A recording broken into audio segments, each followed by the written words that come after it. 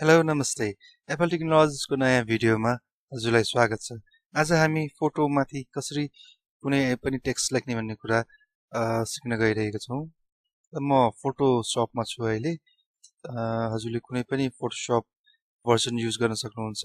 मैले file open गरे, यो फाइल लिउँ, फोटो लिउँ। यो फोटो ओपन भएको छ। त्यसपछि अब यो टेक्स्ट लेख्नको लागि चाहिँ फोटोमाथि यो टुल हो र टेक्स्ट लेख्न अगाडि चाहिँ यो मोडमा जानु होला, इमेजमा मोडमा। यो आरजीबी कलर छ, आरजीबी छ, अथवा यो प्रिन्टिङको लागि हो भने, बिजनेस कार्डहरुको लागि हो भने CMY के कलरमा जानु होला। फोटोको लागि भने आरजीबी नै ठिक हुन्छ। अरु कुनै यता मोडहरु सिलेक्ट भएको छ भने टेक्स्ट यो माथि नलेखिन पनि सक्छ। अब यो लक छ भने अनलक पनि गर्न सक्नुहुन्छ, अथवा त्यसमा पनि लेखिन्छ। यो टेक्स्ट टुल सिलेक्ट गर्नु होला। टेक्स्ट टुल सिलेक्ट गर्नु भएपछि अब यता कहाँनिर लेख्नुपर्ने हो त्यहाँनिर टाइप गर्नु होला। र अब टेक्स्ट मोडमा गइसकेपछि यो अब चेन्ज भएको छ। अघि न एरो आइरहेको थियो, अहिले यो टेक्स्ट मोडमा छ।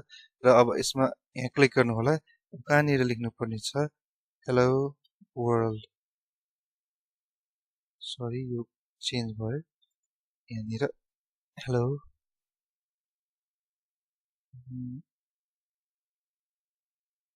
अब मैले यहाँ हेलो वर्ल्ड लेखेको छु, तर अब देखिएको छैन यो। यसलाई म के गर्छु भन्दाखेरि अब मैले यसलाई कन्ट्रोल A गरेर सेलेक्ट गरेँ, अनि त्यसपछि यसमा यता जान्छु। त्यसपछि 72 पिक्सेल्स, यो 72 पिक्सेल्स राखेपछि यो ठुलो भएको छ। अब यसमा हजुरलाई कलर चेन्ज गर्न मन लागेदेखि यो सेलेक्ट, यसमा माउस कर्सर लानु होला, कन्ट्रोल प्लस A गर्नु होला। कन्ट्रोल A गर्नु भएपछि सबै सेलेक्ट हुन्छ। यसलाई रिभर्स गरिदिनु होला। अब यो हेर्नुस्, कलर चेन्ज भयो। अब यो व्हाइट बाहेक अर्को कलर राख्नु मन पर्छ भने यसमा क्लिक गर्नु होला। यहाँ क्लिक गर्नु भएपछि यो बक्स अपियर हुन्छ र कुन चाहिँ कलर मन पर्छ त्यो सिलेक्ट गर्नु होला। यसरी अब यो कलर चेन्ज भयो। अब यो भन्दा पनि ठुलो साइज पनि गर्न सक्नुहुन्छ।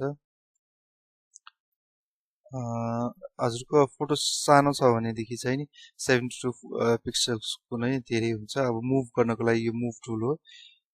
यो टेक्स्टलाई कहाँनिर राख्नु पर्ने छ त्यहाँ राख्दिनु होला। कलर चाहिँ यसमा व्हाइट म्याच हुन्छ।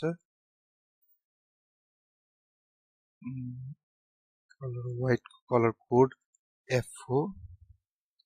यो हो व्हाइटको कलर कोड, यो भयो। त्यसपछि अब यसमा फन्ट फ्यामिली चेन्ज गर्न मन लागेदेखि हजुरले यसमा यो चेन्ज गर्न सक्नुहुन्छ, यसरी चेन्ज गर्न सक्नुहुन्छ। यो भयो। त्यसपछि अब यसमा बोल्ड इटालिक गर्ने अप्सनहरु यहाँ हुन्छ। यो भयो। सरी, यो चाहिँ यो यसको लागि यो कर्भहरु मिलाउने हो। यसमा यो मानौ यो गरौँ, ओके। अब यो हेर्दै सक्नुहुन्छ। ओके गरेपछि कर्भ भयो। मैले अहिले धेरै सफ्टवेयरहरु युज गरिरहेको भएकोले अलिकति कम्प्युटर लोडिङ स्लो भइरहेको छ। त्यसपछि यो बोल्ड इटालिक गर्नको लागि चाहिँ यो हो। यो सेलेक्ट गरेर यो थिच्नु भएपछि बोल्ड हुन्छ। अहिले बोल्ड भइरहेको छैन। यो भयो।